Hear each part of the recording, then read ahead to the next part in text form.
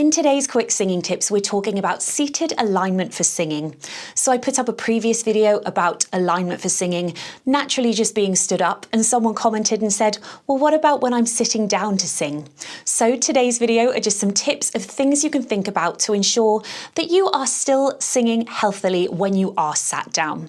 So we're going to start off thinking about when we're sat in a chair. Maybe you've got a long rehearsal, or maybe if you're a teacher, you sit down at the piano, or if you've got mobility problems and you do end up singing in a chair much more frequently. I'll then also talk about singing when you are sat down on the floor. So maybe it's within your culture or your tradition that you sit down for long lengths of time when you are singing or using the voice. So if you haven't checked out the standing alignment video, then please do so. However, here are just a few really basic, simple things to think about and consider with our standing alignment, which can then be translated into our seated alignment. So when it comes to our standing alignment, we want to ensure that our feet are about hip width apart. Our hips are stacked over our ankles, our rib cage over our hips, and our skull over our rib cage. So we've got one tall, long line all the way through the body with an imaginary string lifting us up out of the crown of our head. We want to ensure that our pelvis isn't tipped too much one way or the other, as the rest of the body then has to compensate.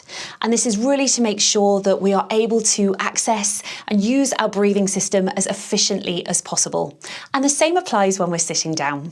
So when we are sitting down to sing, we really want to think about the length and position of our spine. As soon as we slump, our spine starts to round. We can't access any of these muscles which are going to help to support our breath.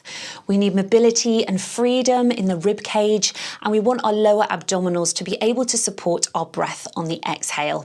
Our diaphragm can then freely just move up and down, and we then have more control over our voice.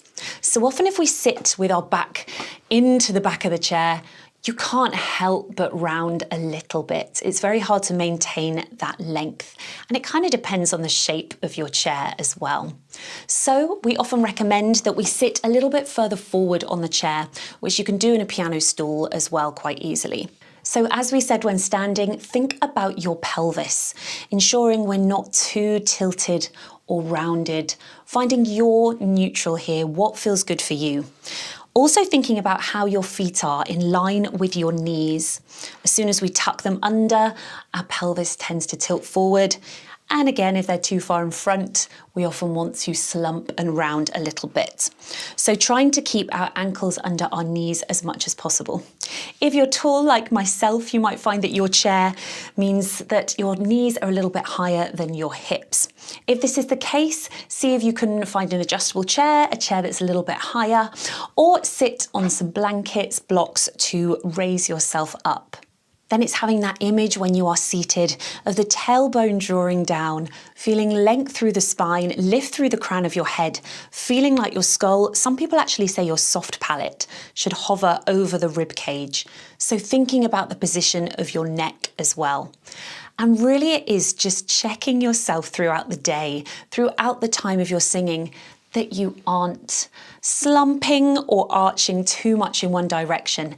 Naturally, we're going to, but I encourage you to have a bit of movement. If you feel like you're getting stuck, really actually go through these movements. Get the spine working, get the spine moving, do some twists as well. And then come back to your seated alignment and you'll feel so much better and your voice will be happier as well. We want to avoid as much unnecessary tension as possible. So interspersing as much movement as possible into your seated singing is going to be extremely beneficial. So now let's think about singing while we're sitting on the floor, and really the same sort of things apply. So my main comment to everyone, whether they're singing, doing yoga, whatever, is to make sure you're comfortable and make sure the setup works for you. So if you're seated on the floor, what feels the best? Is it kneeling? Is it sitting cross-legged? But think about the alignment when you're standing and how you can translate that into singing. If you're kneeling down, you want to avoid excess pressure on the knees. This might feel great for you, or you might want to use a prop, fold up a blanket, put it under the thighs, and that might feel much more supported. When you are in your kneeling posture, Again, coming to the pelvis, thinking about your neutral, seeing if you can still feel like your rib cage stacked over the pelvis, skull over the rib cage, so you can access your breathing system to keep your vocal mechanism as happy as possible. Same thing if you are sitting cross-legged. Again, you might be here, you might be here, you might be here, wherever feels good for you, thinking about the same setup and alignment of your spine. If you are sitting on the floor, often you might get a little bit more tense in your hip flexors particularly. These muscles are connected to the diaphragm, so we want to make sure that we don't get too stiff here. So the main thing I can say is keep finding a little bit of movement. If you are singing here, see if you can get some rotations in.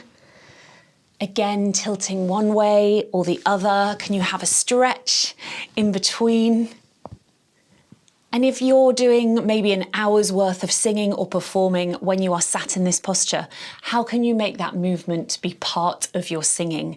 When you are being expressive, can you keep a little bit of movement so that it feels natural for you, just so that you can stop any muscles, particularly in the upper body, around the neck, as free as possible. So trying to find as much movement within your seated posture as possible is fantastic. So key things to take away from this: do what works for your body, listen to your body. If you need to use props, that doesn't mean that you're stiff or less flexible. It's really using them as support for you. So really think about that connection from when you might be stood up. Think about your body being stacked in line so you can access all the muscles of the breathing system so that you can voice efficiently. Thank you for watching Quick Singing Tips. Let me know what you thought, and don't forget to hit subscribe for more videos.